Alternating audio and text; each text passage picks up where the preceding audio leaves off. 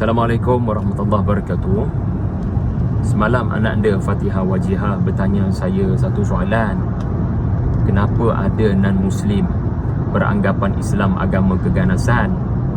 Jadi saya hanya mampu cakap yang mereka tidak dapat informasi yang penuh tentang Islam dan tentang Nabi.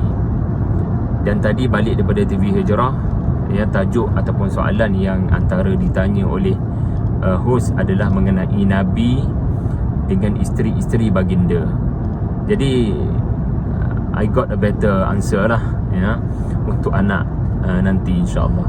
Sebenarnya kalau kita lihat antara cara nak jawab isu ini, isu Islam agama teroris, Nabi digambarkan sebagai militan, ma'adallah, adalah dengan membawa fakta-fakta penting tentang Nabi, bagaimana Nabi dengan isteri-isteri baginda. Mana mungkin seorang tokoh yang mahu suka pertumpahan darah, seorang tokoh yang gila kepada peperangan, yang kononnya mahu melihat orang-orang kafir ini mati atas muka bumi, tiba-tiba dia menampilkan satu watak yang berbeza, di mana watak yang sangat penyayang, watak yang sangat tinggi common sense, khususnya berdasarkan pengakuan isteri-isteri Nabi sendiri. Nabi SAW disebut oleh Aisyah, baginda manusia sebagaimana manusia yang lain. Baginda menjadi suami sebagaimana suami yang lain. Baginda menjahit sendiri seliparnya yang koyak-koyak. Nabi memerah sendiri susu daripada kambing. Nabi kekadang menghadamkan dirinya, wa akhdama nafsahu, Nabi menghadamkan dirinya sendiri untuk buat kerja-kerja rumah. Nabi menjahit sendiri pakaiannya yang koyak, subhanallah. Nabi boleh memilih untuk cara hidup raja-raja, tetapi ini bukan Nabi yang memilih cara hidup begitu. Dan Nabi pernah dicari oleh Safiyah, min ahlil kitab, isteri Nabi SAW. Safiyah mencari Nabi, ada sesuatu yang nak diadu kepada Nabi. Hadis-hadis yang sahih belaka ini. Lalu mendapati Nabi sedang berada di masjid, sedang beriktikaf. Nabi terus keluar bergegas mendapatkan Safiyah, dan mereka bercakap-cakap sesama mereka, kata hadis, menunjukkan mereka Nabi sedang mendengar apa masalah yang sedang diadu oleh Safiyah binti Huyai bin Akhtab. Dan selepas daripada masalah diselesaikan, pendek kata saling memberi pandangan sudah selesai, maka wa awsalaha ila baitiha, Nabi menemani Safiyah. Nabi sedang beriktikaf. Saya menjangkakan Nabi kata, okey Safiyah, abang nak stay lagi kat masjid kamu balik dulu. Tidak, Nabi menemani Safiyah pulang ke rumahnya. What a great common sense.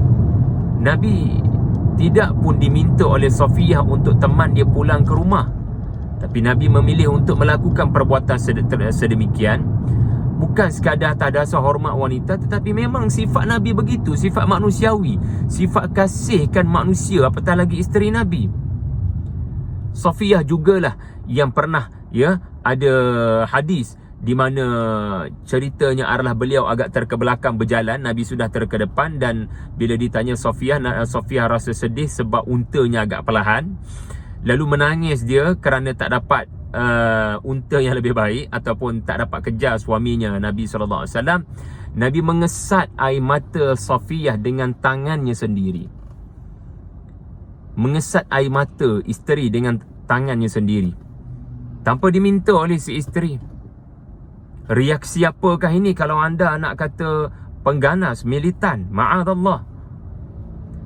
Safiyah yang sama dalam kepulangan daripada Khaybar ataupun menuju ke Khaybar, Nabi menghulurkan lututnya untuk dinaiki, untuk sa'ada, untuk dipijak oleh Safiyah untuk naik ke atas ba'al, untuk bagal, untuk dinaik, untuk Safiyah panjat naik ke atas unta berkenaan. Nabi boleh memilih untuk naik sendirilah tapi Nabi menampilkan satu teladan. Nabi bukan buat untuk ditunjuk-tunjuk tau.